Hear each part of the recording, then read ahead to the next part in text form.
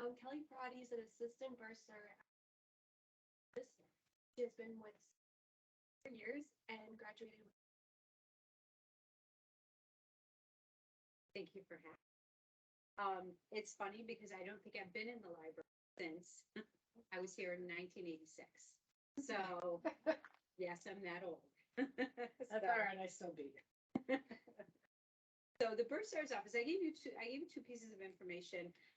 One is kind of our quick sheet that I'm going to go over to you, and the other is our financial information brochure that goes into a little bit more detail. But the Bursar's office is the office that's responsible for all of the billing and collection of payments on behalf of the university. So the Bursar's office sends out bills to students electronically every semester. So you will never receive, and you probably have noticed that you've never received a bill. You receive an email from the Bursar's office indicating that your bill has been uploaded. And so that bill is on file. And go into e-bill electronic and view your bill. Bills are due at the same time every semester. So for the fall semester, your bills are due on July 15th, and for the spring semester, your bills are due on December 15th. If you choose to enroll in a winter session or a summer session, those bills are due upon enrollment. Those are smaller, short sessions, so those bills are due right upon enrollment. Your bill is always calculated as your tuition and fees. If you live on campus, you're going to have your bill. And then what we do is then we take your financial aid credit. So it's your bill minus any financial gives you your balance, and that's the balance that you owe. So does anybody have any questions about like calculate your bill or anything like that? So you know it's pretty standard. Our fees are set by the Board of Regents. So every year the Board of Regents sets the tuition and fees, and then that information then comes over to our Bursar's office, and then we update our website. We update the system gets updated so that the correct tuition are billed per person. If you're full-time, you're billed a flat rate, and if you're part-time, you're billed credit basis. So then you receive the standard full-time tuition and fee. But if you ever decide to go part-time, or if you get towards your CCSU career, you have 1 or 2 classes left to take, just know that you wouldn't be paying your full-time tuition. If you take 1 or 2, you'll be billed on.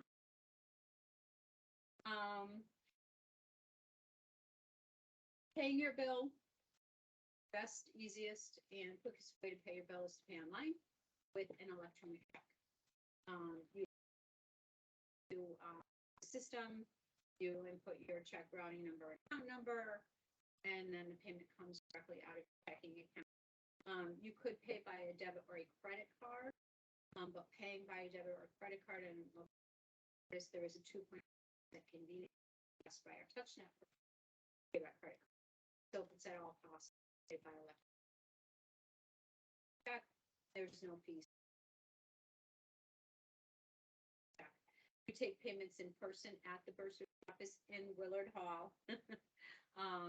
We're right next to financial aid. Over the counter, we take check, cash, or money order. If you do have to pay by credit card, we can't take credit payments over the counter, but we do have a kiosk. Take your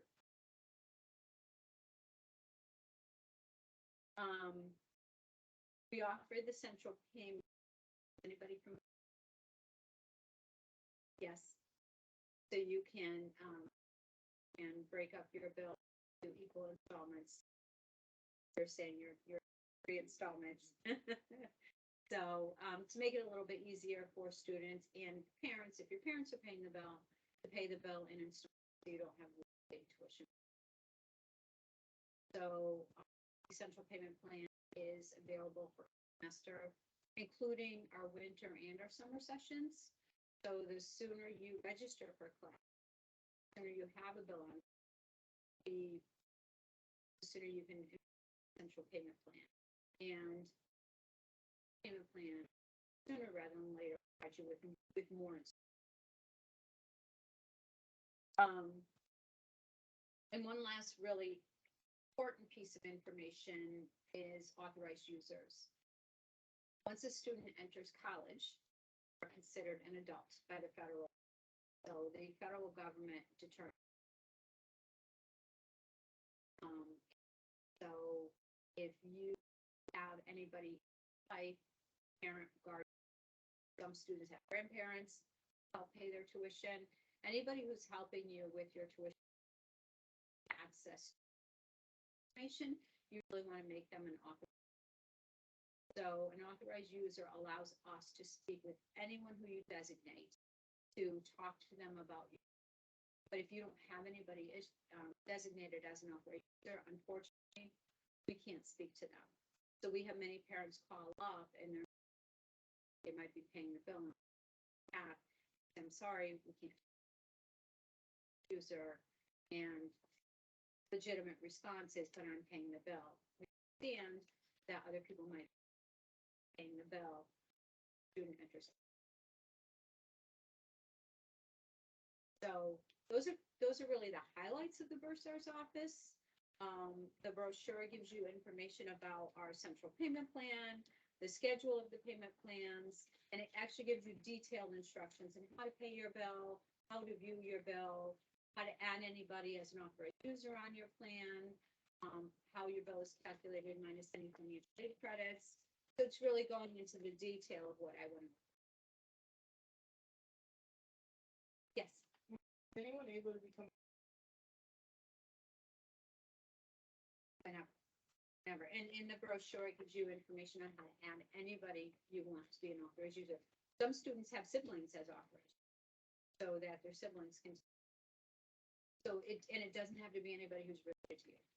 Anybody who you designate as an authorized user that we can speak to about. Maybe right after work. Can you show us how to add someone? It would have to be in their account. There's instructions in here, Right. but I would only have access to my account. It's the students have to log in through Web Central and they have to do it from their Web Central. But it's like very clearly marked. It's very clear.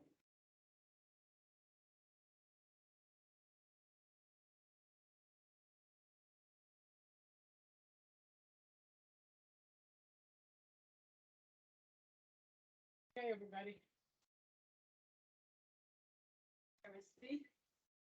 Yeah, so it does give you the, for lack of a better word, the warning, indicating you're gonna have a service fee.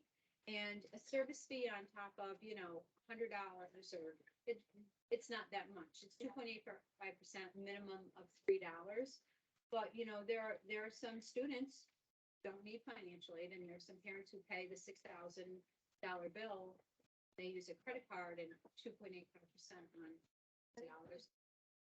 Unfortunately, it does include debit. Even though it's coming out of your checking account, it's processed as a credit card. So if it's coming out of your checking account, it's best to then, put in your bank routing number. And you.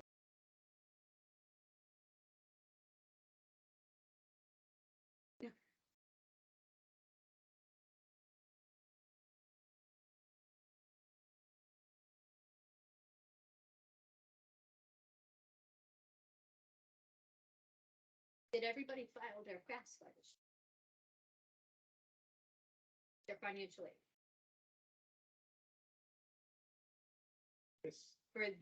You'd be surprised how many students still don't have a FAFSA on file Yes, I for know. 22, 23. Everybody here has one. Okay. Yes. Okay, and so then it opened up in October for 23, 24. So has everybody filed for that? I have not yet. Yeah, and that's winter break. Okay, so That's on the agenda. just remember, I'm kind of delving into financial aid territory. You want to get that in before March. Because if you are eligible for a state university grant, you have to get your FAFSA in before March. in order to receive that state university. If it, State university. so there's a Pell Grant by the federal government. Yep. And there's also a Connecticut State University given out by CCSU. I believe it's by CCSU. But you have to have your FAFSA filed by March. Doesn't mean that you're guaranteed to receive it, but if you are eligible to receive it, they need your FAFSA in by March. Tell people, make sure you file your, so you don't miss that deadline, so you don't miss out on a. It is. In my semester, this year, 20. Coming out of the pool. I know it depends. But, yeah, everybody's gotta do it, and we bug you. Parent.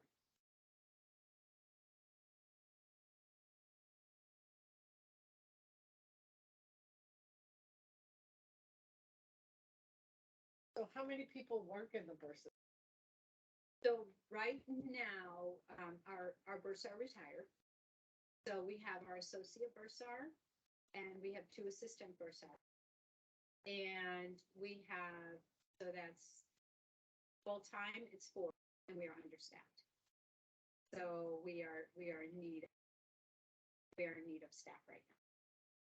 Bursar is an actual title. I thought it was like the name of just like the section. What A is it? Bursar is an actual title. So what is an actual Bursar? A Bursar oversees the Bursar's office. So it's really it's really the director of the office. So when you see someone as the director of the office, the Bursar is really the director of the office. So the Bursar is the person that oversees the office that collects. So Bursars collect funds. Okay, collect Yes. funds. Cool. They collect your Like tuition. the registrar registers. Right, And Bursar, Tina's office is the registrar. right. The Bursar Bursars. Got it. Yes. Bursar. And so the funny thing is, because a lot of people don't know what a Bursar is. I didn't know the name of Bursar, but I just, not this past weekend, but the weekend before, I saw Hamilton on Broadway. Mhm. And it's, did you see it? Did anybody see it? I haven't seen it on seen it in Broadway, person, but I've seen yeah. it, yeah. And I'm sitting in the audience and then, I believe it was Hamilton talking to Burr. And he said something about, you killed the Bursar? And this was me. I'm like, wait, what? And I'm talking about Bursars and Hamilton? So, yeah, I thought it was funny. It's a very old. Well, we don't have a Bursar. We have an interim Bursar. So eventually the Bursar's position is gonna. We have lost our takes care of collections because unfortunately, we do have accounts that go to collection.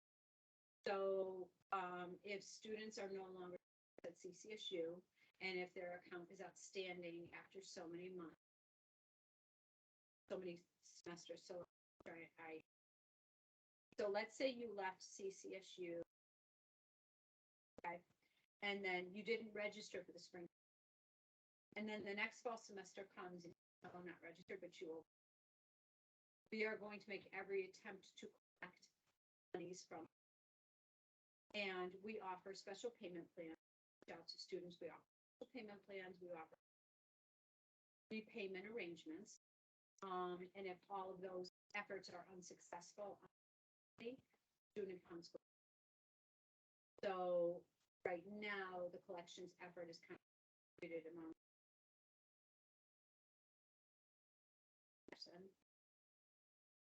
And we have 2 people out in the front of our office. Into our office, where we have our front counter and desks behind, down one person.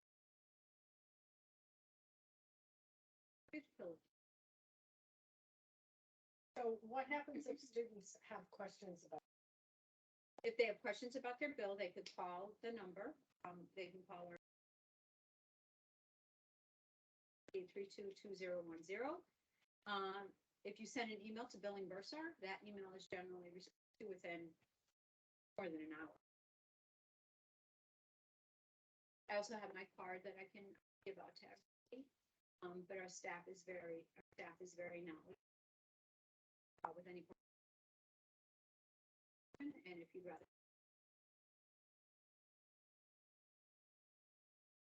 And why not, so lots of students have, Bursar's hold, some kind of their, on their accounts. What should a student do, who has that and wants to register for this? So there's two types of holds. There's the financial obligation hold, and there's a past due balance hold. The financial obligation hold is put on student accounts within $1,000. If you owe more than $1,000 for your past semester, it's your prior semester, it doesn't have to be the most recent prior, any prior, or a combination of. If you owe more than $1,000, there is a financial obligation hold, and that does unfortunately. Once your balance is below $1,000, meaning it could be $999, that hold is, and you can then register. We also have past due balance hold. That's for anybody who owes any amount of money. And the past due balance hold will not prevent registration, but it will prevent students from obtaining their official. So if a student graduates and let's say they still owe us even a nominal amount of dollars, that's technically a past due balance. And transcripts can't be released. There's a past due. So when you have a balance, so central payment plans are for current semester. So right now, we are registering for the spring semester and the winter semester. So both of those payment plans are now open. The fall payment plan, unfortunately. So if you look at the central payment plan schedule. So let's take the fall term, for example. Registration for the fall begins in April. So, when a student registers and there's a bill on file, they can then enroll in the central payment plan. When you enroll in central payment plan, your first payment is due upon enrollment. And then your subsequent payments are due on the 15th of every month thereafter. The fall central payment plan is designed to end on October 15th. And that is because in November, you'll be registering for the spring semester and you'll want your balance paid off.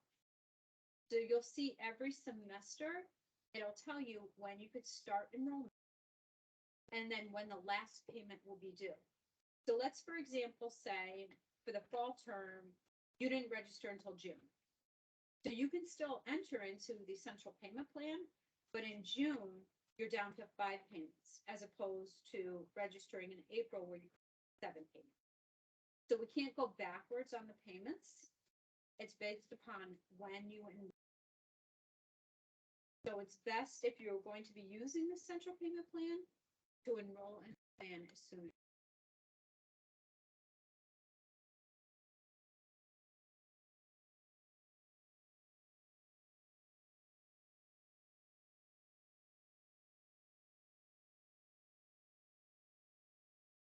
They were going,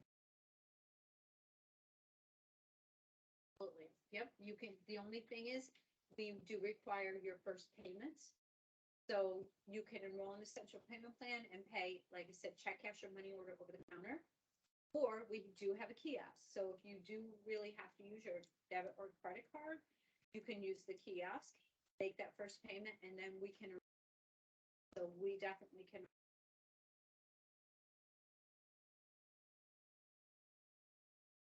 There is a $35 non-refundable enrollment, which I will say has not increased in so many years. I think UConn, it's $100 to enroll. So it's, it is a fee, but it's not as expensive as other colleges. And unfortunately, if you are late on the central payment plan, there is a $30.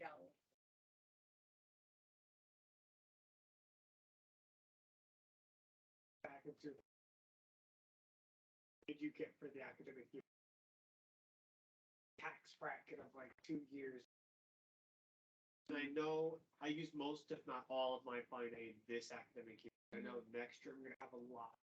And Mhm. like just what happens if I extra fine aid So prior to the semester, so there's a couple things. So if your financial aid exceeds your bill, you're gonna be in a refund. Okay, so there's a couple things with that. The first is, if you need assistance with purchasing books, you can take up to $800 of your excess financial aid to be put on your blue chip card. And then you can take your blue chip card and go to the bookstore and buy your books.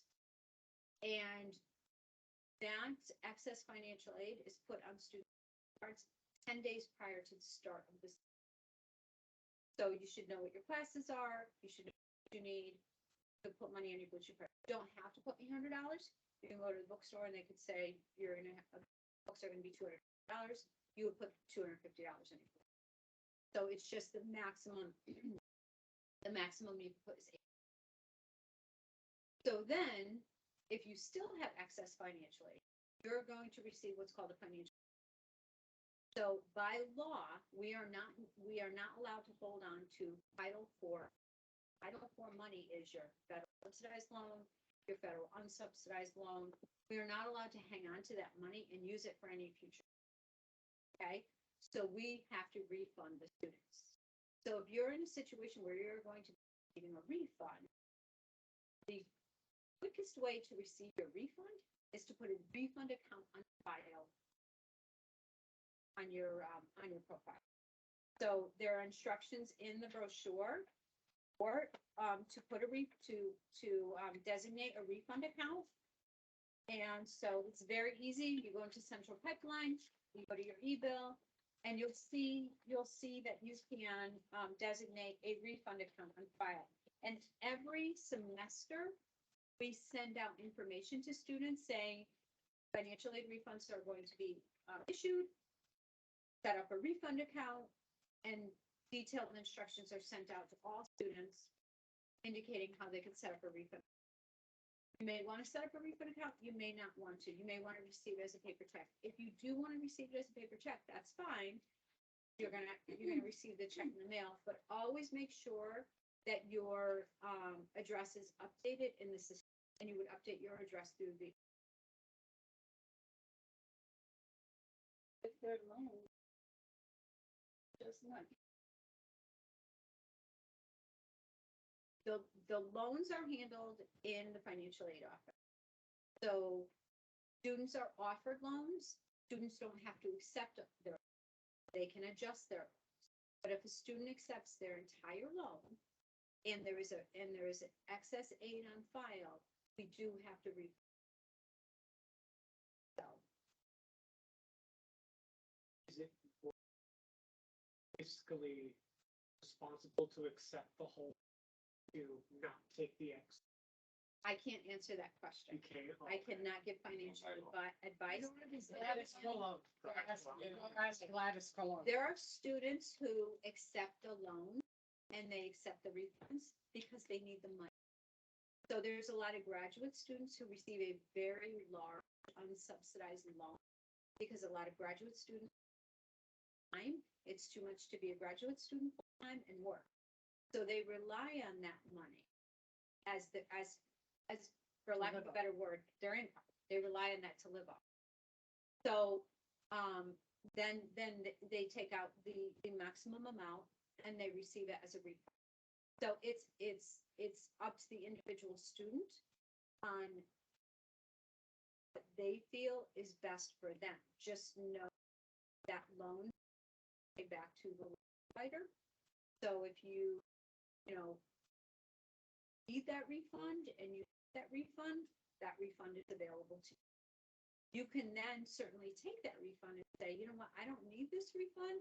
I'm going to pay back my loan with this money, and you could take that money and pay your loan provider.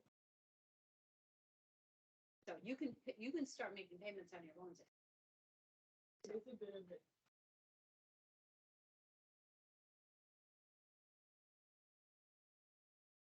Procedure.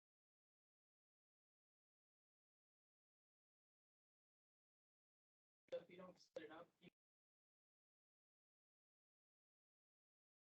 Well, that's the way financial aid is dispersed. Yeah. So you you can receive you can a loan award. Right, so you receive a financial aid package, and the financial aid package is for the entire academic year.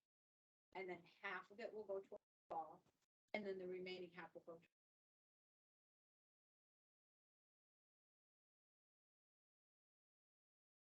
Sometimes it's a question of how many courses you need to take, how many your commute is, whether or not you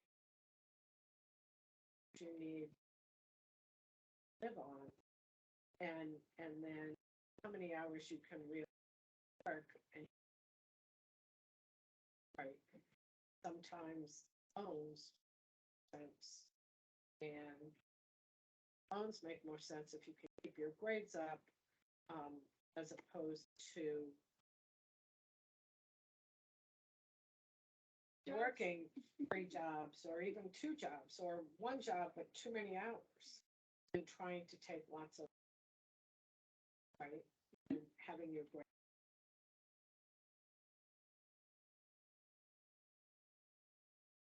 So some of it, well, so the loans take your entire bill into consideration. So when the loans are dispersed, they're not dispersed, this is gonna go towards tuition, this is gonna. Loan is dispersed and it takes your entire bill. So it's not based upon, tuition and fees and then your meal plan and then your room, it's your entire bill.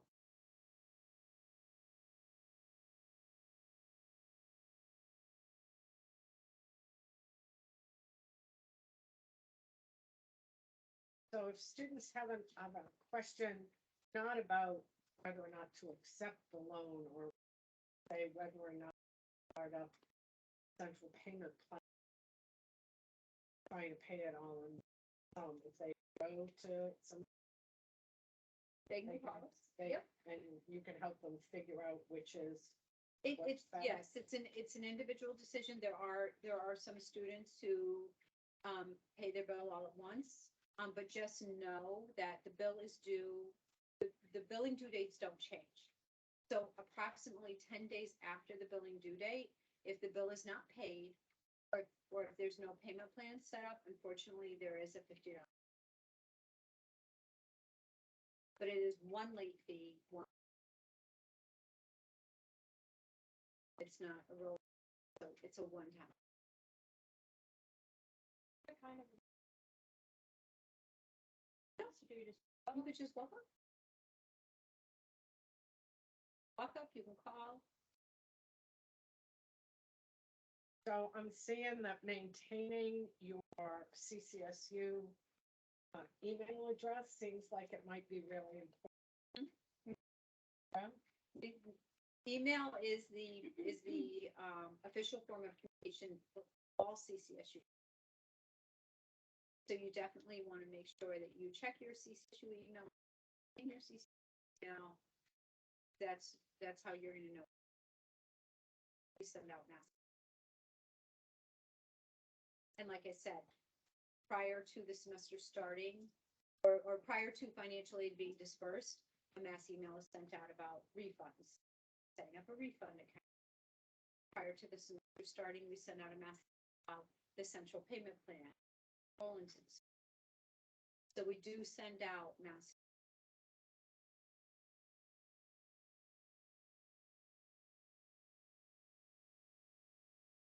Sometimes they read them and, or some students read them and some students don't. So, but this is really good information about me. But I Mhm. understand how exactly how.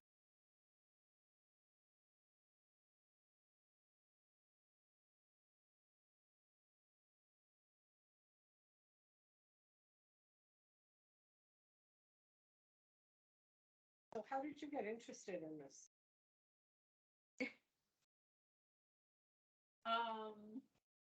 Well, I graduated from CCSU in 90. So don't everybody feel bad about not leaving here. And what was your majors? My major was marketing. Marketing.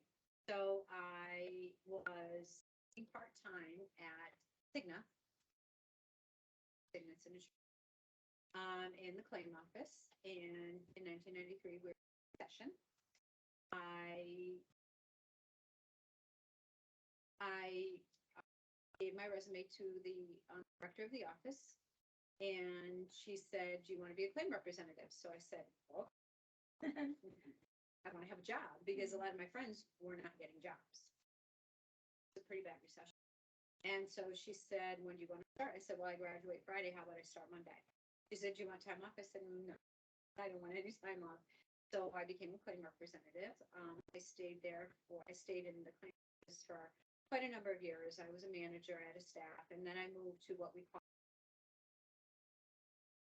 and that's when I started using my marketing. And I marketing department, worked on marketing. So all of the brochures or pre-enrollment materials that you receive prior to enrolling into a healthcare plan, I worked on those. I met customers, I have large accounts. So I did that for, I was at Cigna years. Moved to United Healthcare for a little bit, to Aetna for a little. And then when my daughter was 3, didn't seem feasible to have her daycare anymore, so I stopped working. In preschool, kindergarten, that was fine. And then when she went to first grade, I looked around, I'm like, well, I'm gonna need something to do. So I became a tutor at Earl High School. So I tutored for 10 years at Earl High School. And then stopped tutoring. In the area, and I applied for it, and they put me. So I'm extraordinarily blessed, and I'm extraordinarily because they took a chance on me.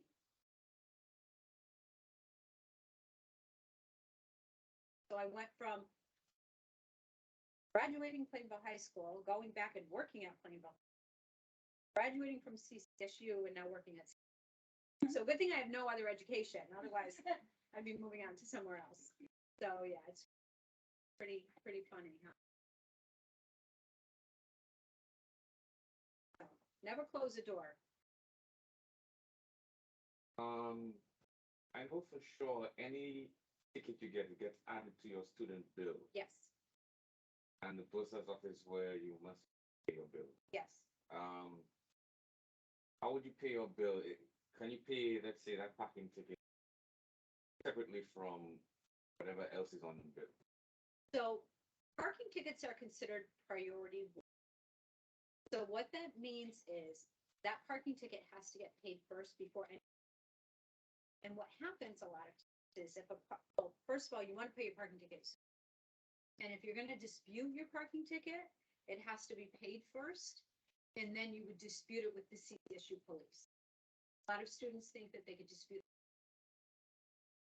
So we don't issue parking tickets.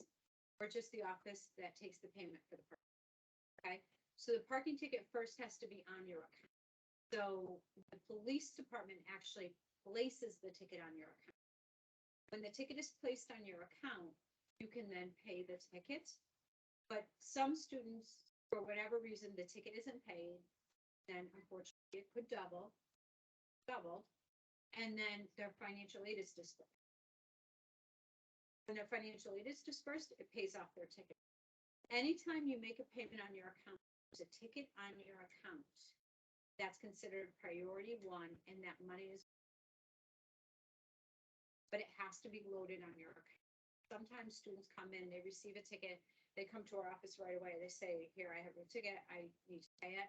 The police department hasn't added it to the account yet. If you're a student, we can add it to your account.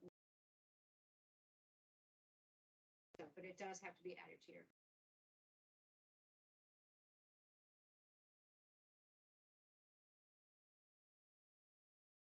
That's it. That's it. That's just it. tickets? That's it. Just tickets. Yep. Yeah. We don't want them double hands. So any payment that comes in is just. If you have a ticket on file. Any of your other skills? thing for your department now? I helped I was with this just curious. brochure. Yes, I was saying, this came out very nice. Well, I worked with the marketing department on it, and we printed it in grayscale, so I know it's not very colorful. But you can see. But if it was color, it would be pretty, so, but unfortunately, grayscale is less expensive. Yeah. Yes, Very we know, we print a lot. Yeah.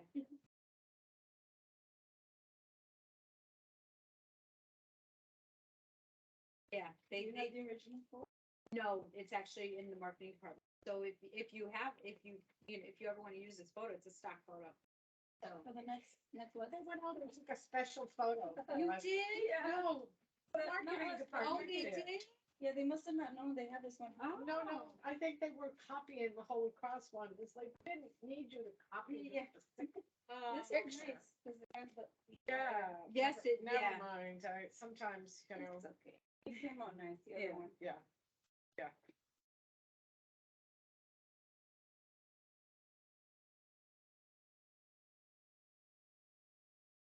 So, any other questions, everybody? Yeah, everyone's gonna go by and say hello to the purser's office? Bursar's office without a head bursar, which is We- now a title. We have an interim bursar. Interim We have an bursar. interim bursar. And then who's- they go who's back our- to their job after and find an actual one. I'm assuming, I mean, I'm not. Jobs are usually posted internally, so our interim bursar is doing a really, really good job right now. So they Right. might get it, you know, I, possibly, never know. yep, so yeah, so we do have an interim. So And we have a really, for, the administrative faculty union perspective, internal candidates, they get first choice and no one gets the job posted. It goes out. Right. Yeah. So the job has not been posted internally. So there'll be another, there's likely to be another opening at the state level somewhere. Yeah.